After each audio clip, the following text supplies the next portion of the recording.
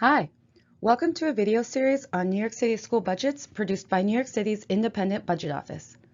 This series is aimed at students and parents who want to find and be able to understand an individual school's budget. Just a quick introduction on who we are. The Independent Budget Office, or IBO, is a city agency that provides nonpartisan, data-driven fiscal and policy insights into how New York City's government and services operate. IBO also provides mandated reports analyzing the budget plans released by the mayor. I'll be going into New York City's budget cycle later in this video. We also answer questions from elected officials and the public. You can find us at this web address or email us directly. This is the first video of the series where I answer the questions: what is the timeline for school budgeting? How does it relate to New York City's overall budgeting timeline? When do community education groups have a say?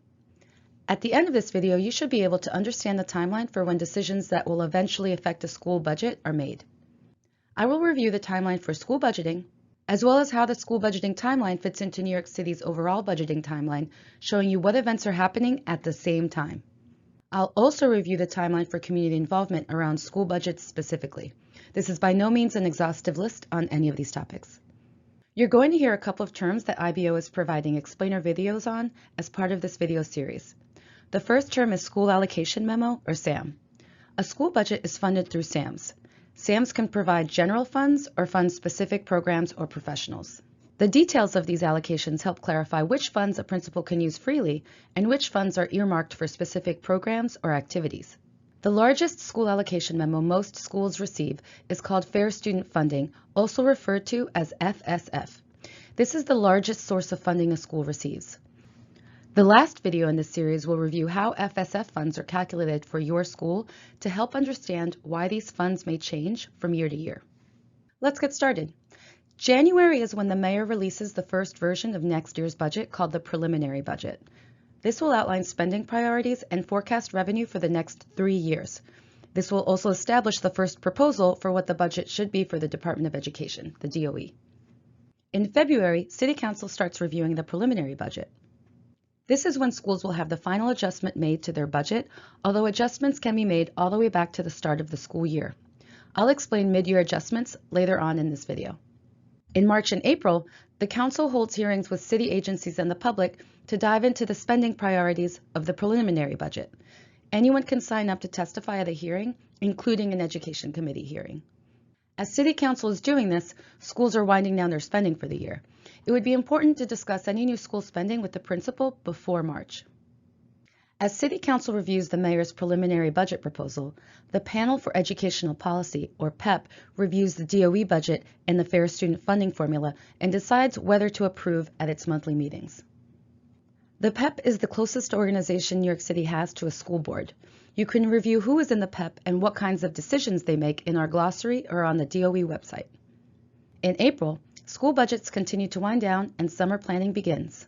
At the end of the month, the mayor presents the council with the executive budget. This reflects money from the state budget and any new spending priorities the mayor might have. This year, in 2023, CECs were holding elections for new officers in April and May. Applications to these positions closed in late February. These elections present an opportunity for parents to get involved with organizations that are involved in school budgeting. In May, the City Council reviews the executive budget and can try and make final tweaks. By the end of the month, beginning of June, school allocation memos, or SAMs, are released. The release of SAMs is a starting point for schools to start planning for the next school year. SAMs are released throughout the year, but the largest number are released in late May, early June, using projected enrollment numbers. These let principals start their planning for the following school year. While school budgeting for the next school year may just be starting, the New York City budgeting process for the next fiscal year is almost ending. In June, City Council is wrapping up its negotiations with the mayor to adopt the city budget. This forms the basis for funding the new fiscal year starting on July 1st. Now that the city's budget is getting closer to being finalized, the Department of Education holds meetings with each CEC to communicate how it will be spending the Contracts for Excellence funds it gets from the state.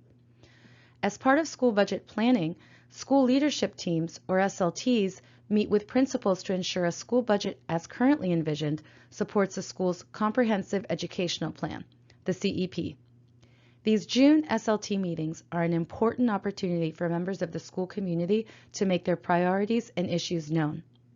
While all schools are supposed to have an SLT, not all do. Please look at our glossary or the DOE website to understand what rules must be filled for an SLT to exist. In addition, each SLT meeting also needs a minimum number of people. In July, superintendents continue the work of the SLTs and ensure that school budgets and comprehensive educational plans are aligned. Now, an important event happens at the end of October.